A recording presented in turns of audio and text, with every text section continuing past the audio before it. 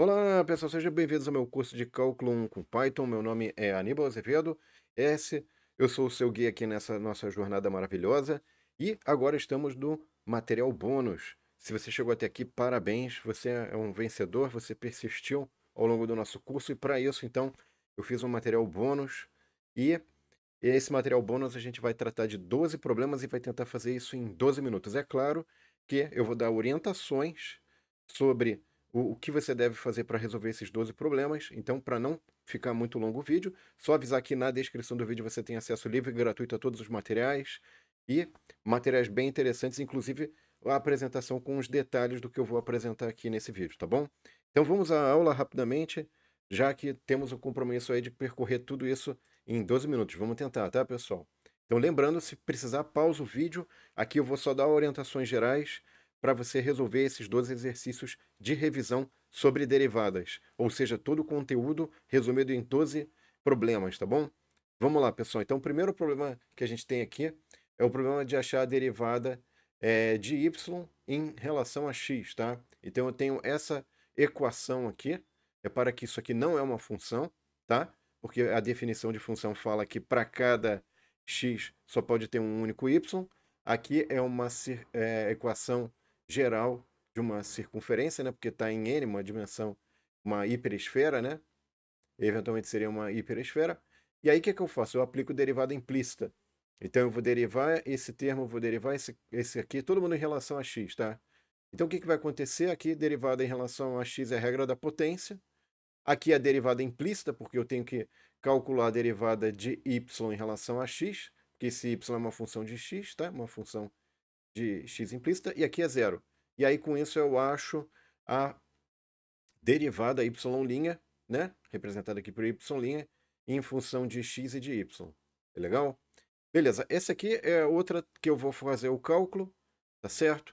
Aqui o truque é você colocar a regra da potência, só que põe uma variável, chama isso aqui de u, por exemplo, tá? Que aí facilita a sua vida na hora que você aplicar a regra da cadeia. Então você tem a regra da potência, chama isso aqui de u, aplica a regra da cadeia, que é deriva o que está fora e depois deriva o que está dentro. Tá? Então por isso que aqui vai sair de seno para cosseno e por isso que aparece quando você deriva o que está dentro esse termo aqui. Lembrando aí que é interessante você substituir por isso e elevado a u, derivada de e elevado a u é e elevado a u, tá? Mas quando você tem esse termo em u aqui, enfim, você vai ter que derivar também o coeficiente aqui em cima que vai tombar. E aí aparecem esses termos aqui, tá? Finalmente, aqui a gente tem uma mistura, né? De seno, potência, e elevado a x ao quadrado, enfim.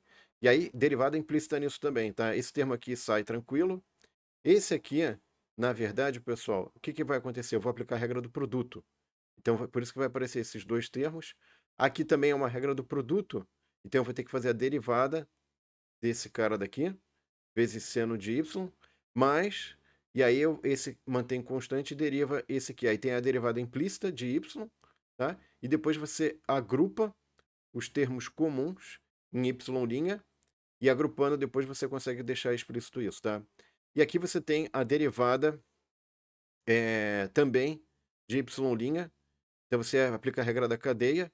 Então vai ser 1, derivada do logaritmo de u, por exemplo, é 1 sobre u, que aí no caso vai dar seno de x ao quadrado, vezes a derivada do que está dentro, aí a regra da cadeia, né? Vai aplicar a derivada do que está dentro, só que depois você pode aplicar ainda a regra da cadeia de novo dentro desse parênteses, aí por isso que dá 2x aqui, tá? Qualquer dúvida, você pode tentar usar esse site aqui, é bem legal, bem bacana, pode ajudar bastante, tá? Vamos lá, pessoal. Agora vamos fazer o exercício 2. Então, o que acontece? Eu tenho que provar que y igual a arco seno de x. Se eu fizer a derivada dessa função, vai dar y' igual a 1 sobre raiz de 1 menos x ao quadrado, tá? Então, a primeira coisa importante é que eu posso fazer essa prova como? Eu posso aplicar em ambos os termos da igualdade arco seno. Por quê? Porque o arco seno é a função inversa do seno, né?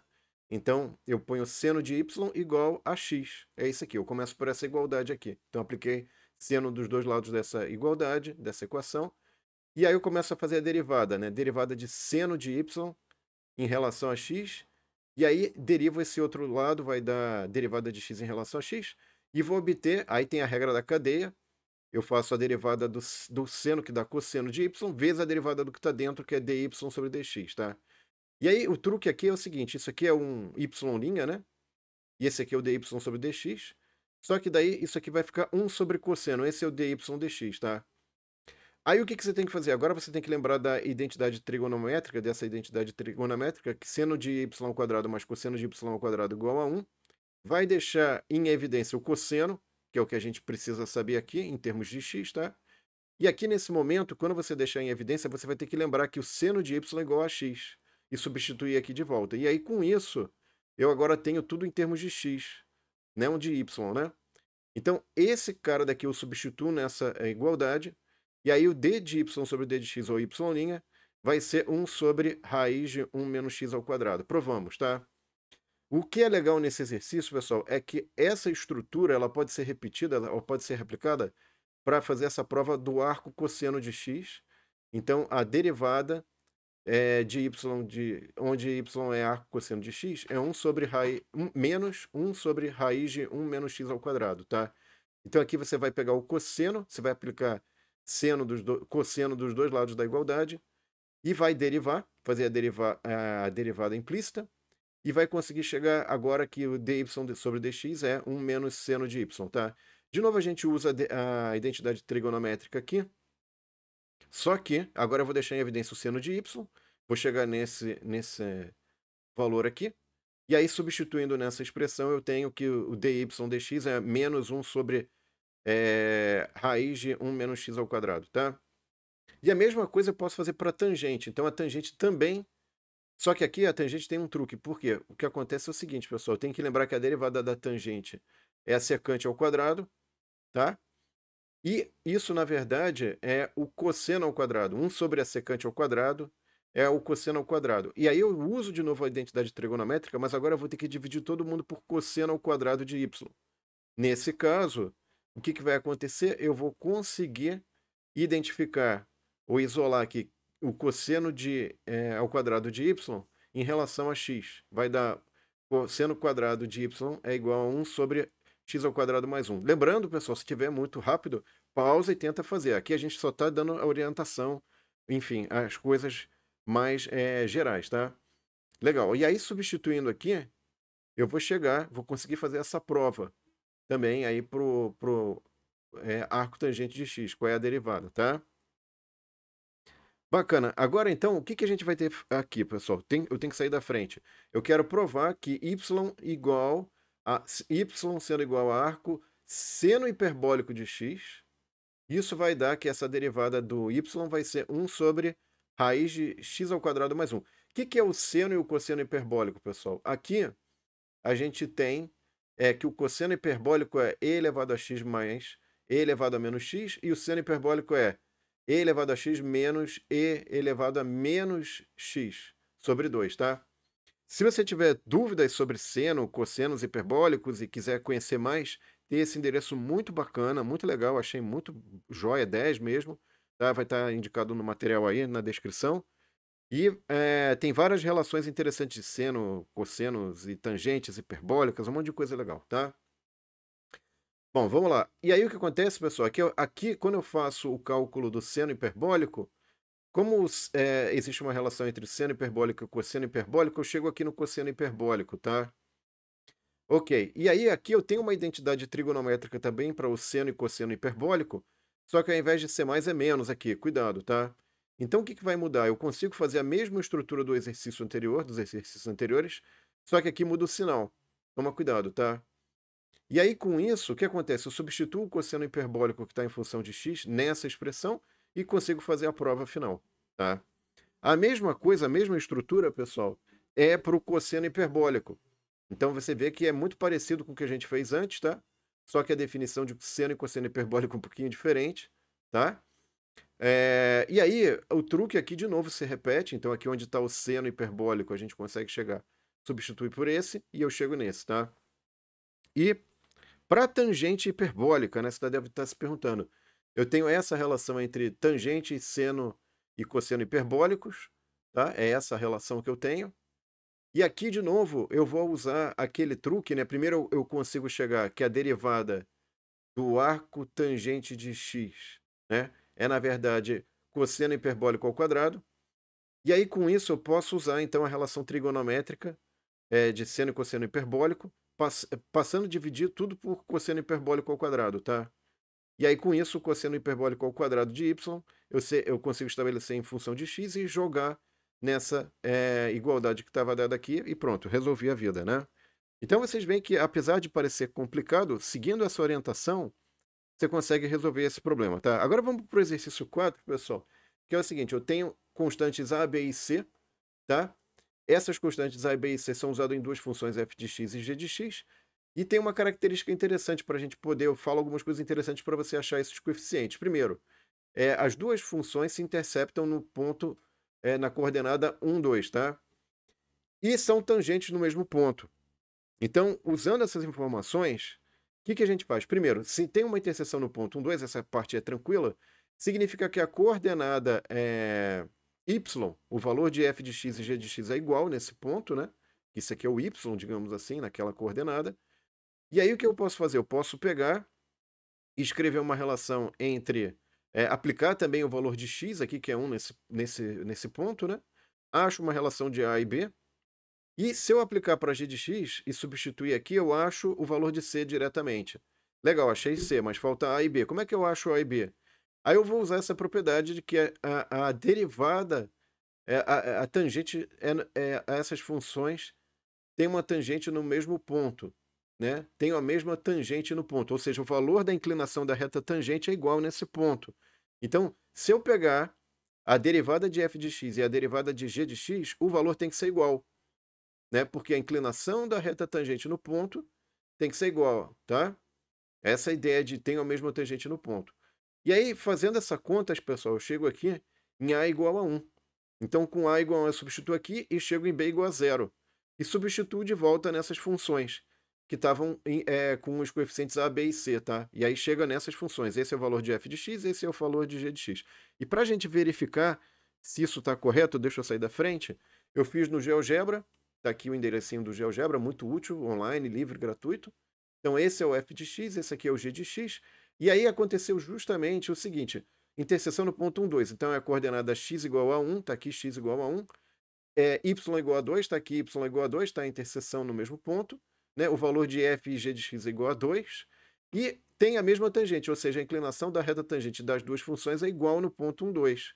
E está aqui, ó, está aqui bonitinho, igualzinho. Quer dizer, a gente está fazendo uma verificação visual, tá, pessoal? Cuidado. Enfim, só para a gente ter certeza do que achou, né? Tá bom? Legal, exercício 5, pessoal. O que é o exercício 5? De novo, regra da cadeia aqui. Então, você deriva o que está fora e depois deriva o que está dentro. Mantém constante o que está dentro e depois vai derivando o que está dentro. Está aqui, ó, bem aplicado, tá? Apliquei para essa função aqui, foi relativamente interessante, né? Esse é o resultado final. Essa outra função aqui já é mais interessante ainda, que é uma raiz dentro de outra raiz, com outra raiz, enfim. Então, o primeiro passo é você botar em forma de expoente, e aí você aplica a regra da potência com regra da cadeia. Então, aqui tomba o expoente, subtrai 1. Depois pega o que está dentro, deriva o que está dentro, né? Tomba o expoente, que é isso aqui, né? Eu tombei o expoente, tá? Né? Deriva o que está dentro, então deriva esse cara e o que está dentro, né? Uma regra, esse cara e isso aqui. Então, esse cara tomba o expoente e subtrai 1. E, finalmente, esse pedacinho aqui que sobrou, né? Você também deriva, tá? E aplica a regra da potência aqui. Se você quiser expressar esse resultado que você obteve, né? Num resultado mais bonitinho, é esse aqui, tá, pessoal? Então, eu peguei esse cara aqui está sendo dividido por esse, por causa do expoente aqui, né? E aí, esse cara está sendo dividido por esse. Então, simplificando, daria mais ou menos essa expressão aqui, né? Se você quiser manter assim também, não tem problema. Enfim, vamos lá. Próximo. Então, aqui, pessoal, o que a gente tem de interessante? Esse exercício, ele fala o seguinte, cada lado de um cubo está se expandindo uma razão de 1 centímetro por segundo. Então, imagina que você tem um cubo, ele está se expandindo, esse é o lado, né? A variação de um lado desse cubo, né? L, a gente chamou de L, no tempo, é 1 centímetro por segundo. Então, essa unidade dimensional já indica essa variação do lado né, centímetro no tempo por segundo, tá? E aí ele quer saber qual a razão da mudança no tempo do volume. Então, o que que ele quer saber? Ele quer saber o d de v em relação ao tempo, né? Ok. Quando o lado tem, aí para cada valor de lado, né, eu tenho que saber qual que é, usando essa informação, qual é a variação do volume, tá? Deixa eu sair um pouquinho da frente aqui, ó, pronto, isso, tá? Legal. Então, o que acontece aqui, pessoal, é o seguinte, a variação... Primeiro eu tenho que estabelecer a relação entre volume e os lados. L é elevado a 3, né? Isso aqui é o volume do cubo, tá? Então, a variação do volume do cubo vai depender da variação do lado, tá? Então, eu derivo ambos os lados dessa igualdade aqui em relação ao tempo. Então, são ambos funções do tempo, tá? Então, isso aqui eu vou fazer a regra derivação implícita com regra da cadeia, deriva aqui, e aqui fica a derivada implícita, né? Que eu já sei o valor, eu já sei qual é o valor de dl no tempo. O que está faltando para eu saber qual é o valor do volume no tempo? Basta eu aplicar o valor do lado. Então, se o lado é 5, aqui vai ser 25. Se o lado é 10, vai ser 100, que está ao quadrado aqui.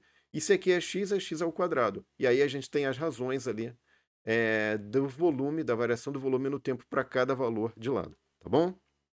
Legal.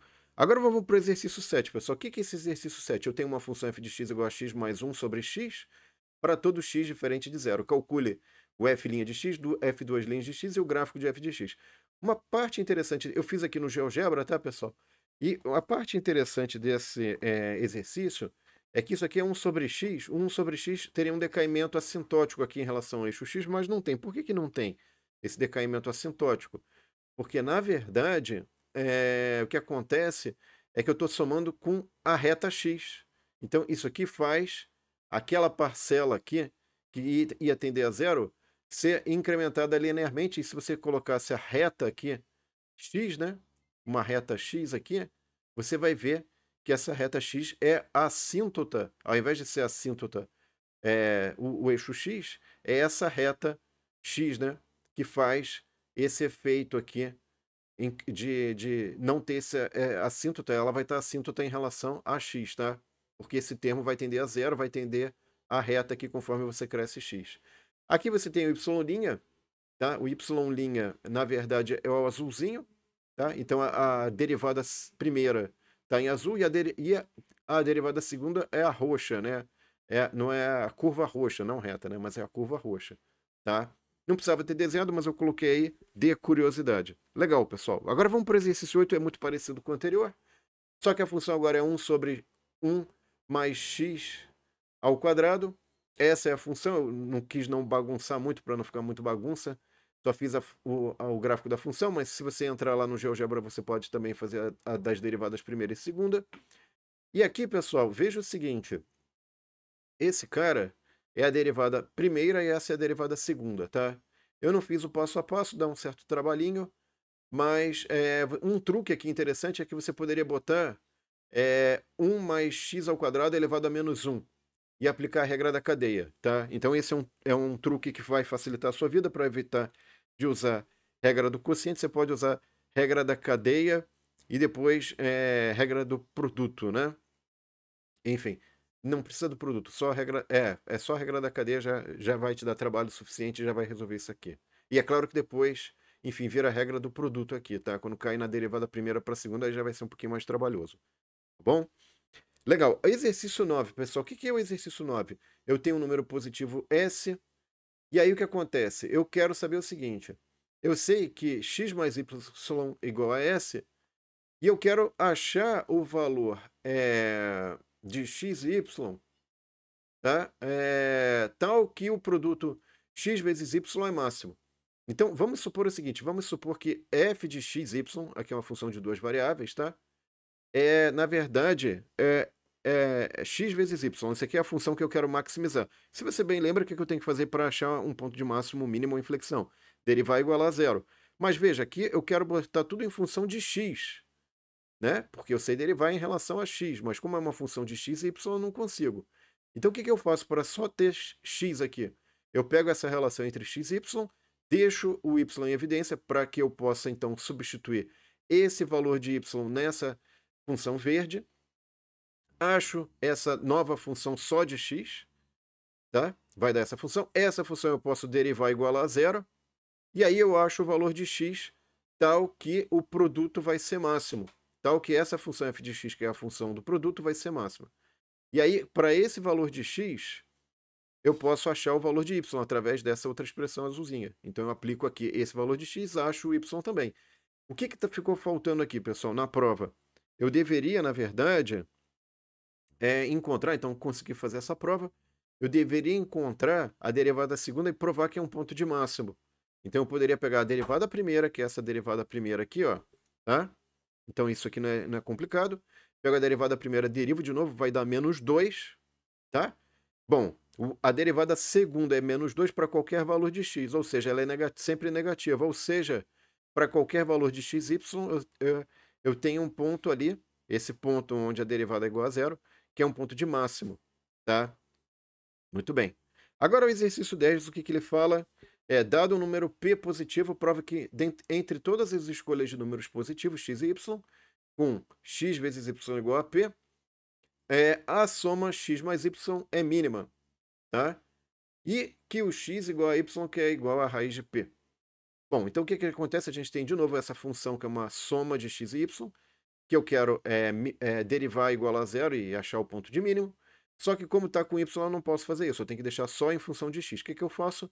Eu pego essa relação entre x e y, deixo o y em função apenas de x, aplico nessa função f de x. Agora a função f de x é apenas uma função de x. Derivei igualei a zero, achei o valor de x. Ó, x igual a raiz de p. Tá?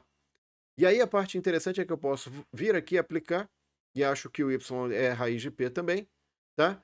De novo, se eu quiser provar que este ponto que eu encontrei é um ponto de mínimo, eu deveria derivar a derivada primeira para achar a derivada segunda, e aí o que vai acontecer? Aí sim, eu aplicaria o valor de x nesse ponto e veria se é maior ou menor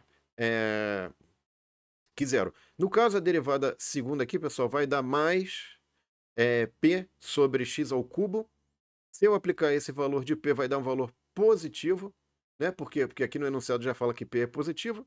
Então, isso aqui vai dar, na verdade, um valor positivo, uma razão entre dois valores positivos dá positivo. E aí você tem um ponto de mínimo, tá bom? Legal. Exercício 11, pessoal. O que fala no exercício 11? Encontre a menor distância do ponto 0 a b, tá aqui representado, é o ponto Q, a parábola, e aí tem essa parábola aqui, ó. Tá? Então, esse aqui são todos os possíveis pontos da parábola em azul. Então, lembrando que um ponto da parábola é dado por x e o y correspondente para esse x, usando essa equação aqui, pessoal.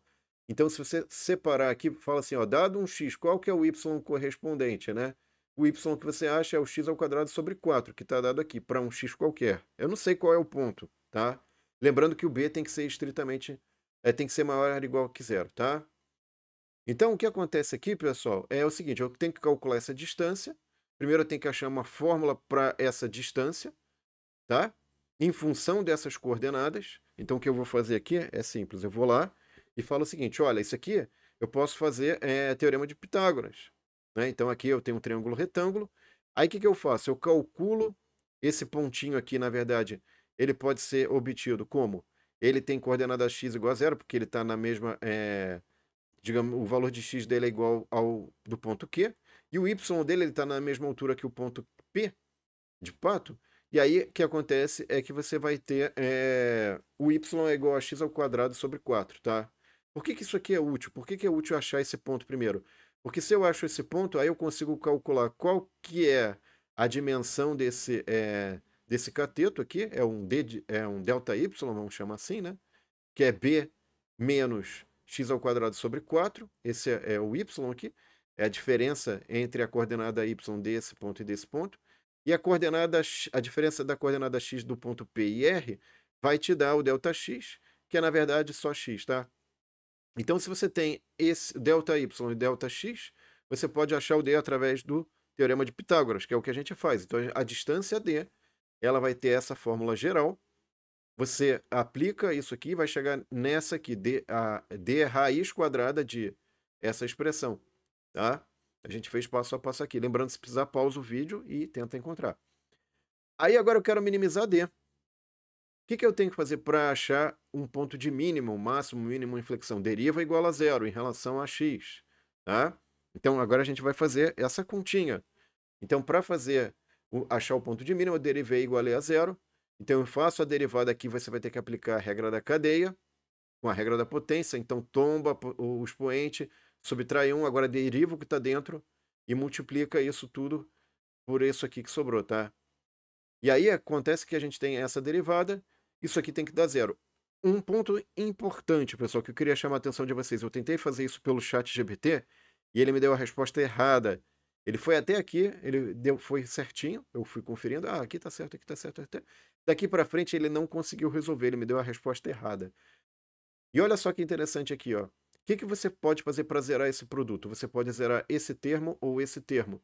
Então, se você põe esse termo aqui igual a zero, para ele dar zero, você pode então ter x mais ou menos raiz de 4 vezes b menos 2, tá?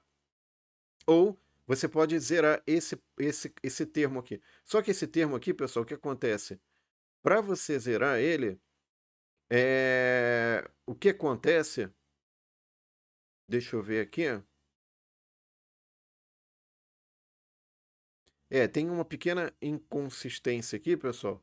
Mas depois, enfim, depois eu ponho na descrição do vídeo o detalhe dessa resolução aqui, tá? Para mostrar para vocês o que vai, o passo a passo aqui, tá? Esse aqui, enfim. Mas o que eu vou mostrar para vocês agora é que eu peguei e coloquei, por exemplo, um b igual a 6, tá? Então eu peguei aquela equação inicial que eu tinha aqui, essa equação da distância. Então isso aqui é uma função, tá? Que eu peguei e botei b igual a 6, tá? Então deu isso aqui, tá bom? Para b igual a 6, o que eu consegui achar? Eu consegui achar que nos pontos menos 4 e 4, então são aqueles dois pontos, eu tenho pontos de mínimo, local, tá? Repara que é um mínimo local. Você tem que considerar um intervalo aqui, porque não, na verdade é global também, porque para qualquer valor que x assuma, ali é ponto de mínimo local, tá? Então, o interessante aqui é que para esses dois pontos você tem um mínimo local, global, e aqui, quando x igual a zero, você tem um máximo global, tá? Então, esse cara daqui, esse outro ponto de inflexão que a gente, esse outro ponto que a gente achou, fazendo a derivada igual a zero, né? Na verdade, ele é um máximo local, tá? Para b igual a zero, para a distância, valor da distância igual a 6, tá? Então toma cuidado porque esse problema tem duas soluções, na verdade três soluções, né? Sendo que duas são de mínimo global, ou seja, mínima distância, e outro é máximo local, que enfim, joga fora. Só que aí o que acontece é que tem uma condição que fala que, enfim, você tem que, como é que é o nome? Você, enfim, pode escolher aqui, porque é mais ou menos, né? Aí você escolheria qual que você quer usar ali a informação, tá? Como a distância, na verdade, tem que ser um valor, voltando aqui, né? Positivo, então eu escolheria esse valor 4. Eu ignoraria ali o valor negativo e pegaria o valor 4, tá? Exercício 12, pessoal. Ufa, estamos chegando no final, hein? Então, para qual valor de x, x elevado a 1 sobre x terá seu valor máximo, tá? Então aqui, o f de x igual a x elevado a 1 sobre x. Qual é a técnica que eu tenho que usar para resolver quando eu tenho o x no expoente, pessoal? Eu tenho que aplicar logaritmo na função. Primeiro eu chamo isso aqui de f de x e aplico logaritmo em ambos os lados da igualdade. Então, com isso eu consigo aplicar a propriedade de logaritmo e tombar o expoente. E agora eu posso, então, também achar a derivada, fazer a derivada em ambos os lados da igualdade. Aqui vai ter a derivada implícita do f de x, tá? E aqui é a regra do produto. Eu aplico a regra do produto, tá? Bom, aí o que acontece? Eu posso, ao invés de usar f' de x, que é uma notação um pouco mais complicada de enxergar padrões, eu uso y', e aqui y no lugar de f de x. Isso aqui fica mais fácil de enxergar, né? A relação entre y e y' e x. eu deixo desse jeito aqui, ó, achei o y', tá? Então, eu achei a derivada primeira, legal. O que que eu faço para encontrar o ponto de máximo, mínimo em flexão? Eu tenho que derivar igual a zero, tá? E com isso, eu vou ter aqui, pessoal, o valor, se eu for aplicando aqui as igualdades, eu chego que o logaritmo de x igual a 1, eu posso aplicar umas e em ambos os lados da igualdade, né? E acho o valor de x igual a e, tá? O número e de Euler. Aí o que acontece? Só que agora eu tenho que verificar se é máximo local, tá? Se é máximo, tá? E aí o que que eu faço? Eu aplico x igual a e na derivada segunda. Então eu vou ter que calcular a derivada segunda. Apliquei, acho a derivada segunda aqui, então vai te dar um certo trabalho isso aqui. Um truque importante é você ver uma determinada hora que isso que está em verde eu posso agrupar com valores 2y, né? Sobre x ao cubo. O que está em azul na verdade, eu posso agrupar com y' vezes dividido por x ao quadrado, tá? Aqui faltou o x ao quadrado. O x ao quadrado aqui sumiu, então você teria que botar um x ao quadrado aqui, tá? E aí, pessoal, o que acontece é que tem esse termo em roxo aqui que eu não consigo, eu só consegui simplificar ele, botar, enfim, nesses termos aqui, tá? Bom, e aí com isso você consegue verificar, depois que você faz os agrupamentos e substitui aqui por e, x igual a e, esses termos são simplificados, tá? E só fica o termo roxinho, que se você aplicar o valor de y e de x aqui, vai dar menor que zero, ou seja, tem um ponto de máximo, tá?